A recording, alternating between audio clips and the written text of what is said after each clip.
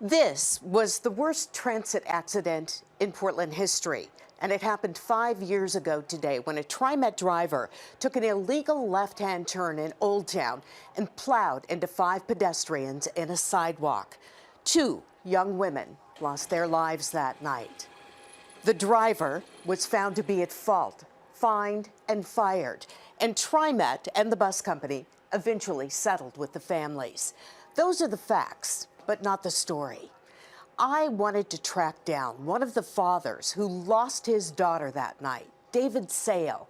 His grief was unforgettable, as was his anger at TriMet. And you'll never guess where I found him. A brilliant red double-decker bus from England definitely catches your eye when it turns the corner on a Vancouver street. But it is the person behind the wheel who is even more unexpected. After all, David Sale's 22-year-old daughter was killed by a bus. But now a bus the family already owned serves as his vehicle to cope with his grief. So the espresso machine's in, we've got all the other utilities are in, service coffee or whatever. Soon, David says he and his family will be running this bus as a food cart, handing out coffee and pastries and bringing in money to help others. That was Danielle's whole drive in life, was to help people and take care of people that couldn't take care of themselves. Nellie's food cart will help families pay funeral expenses when a child dies. So the last picture I have of Danielle's laying on a backboard with a neck brace and an ID in her arm, and she's dead.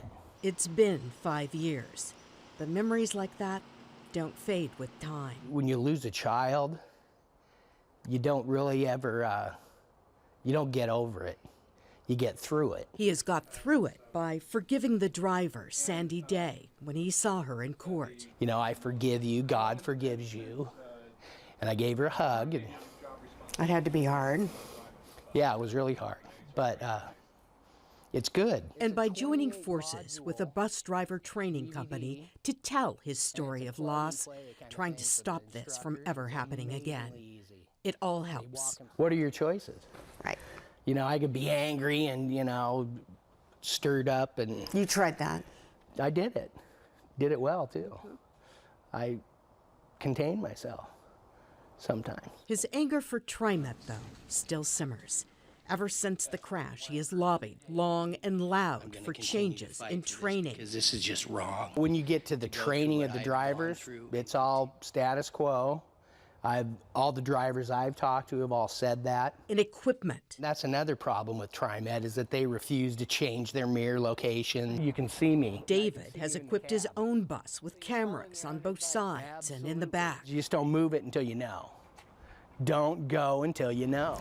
This is the intersection where it happened. 5 years later, though, you'd never really know. Still, TriMet says changes have occurred, that the tragic crash triggered a system-wide review of every stop, every route, every mile of bus lines, including those difficult left-hand turns. Any left-hand turn that could not be safely made within the allotted distance that our safety experts want, we modified that. TriMet Deputy General Manager Bob Nelson says drivers are taught to deal with blind spots in training videos like this one. Vision barriers can easily be overcome by simply moving your body to look around them.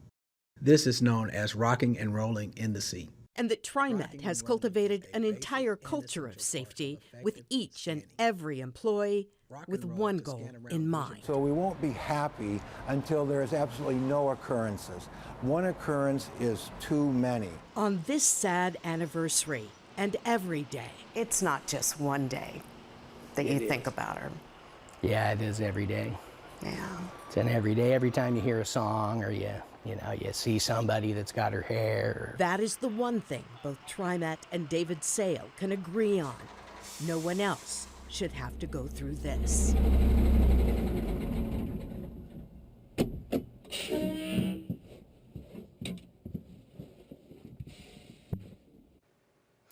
It's worth noting that TriMet says since 1988, there have been 2 bus pedestrian fatalities where the driver was found to be at fault.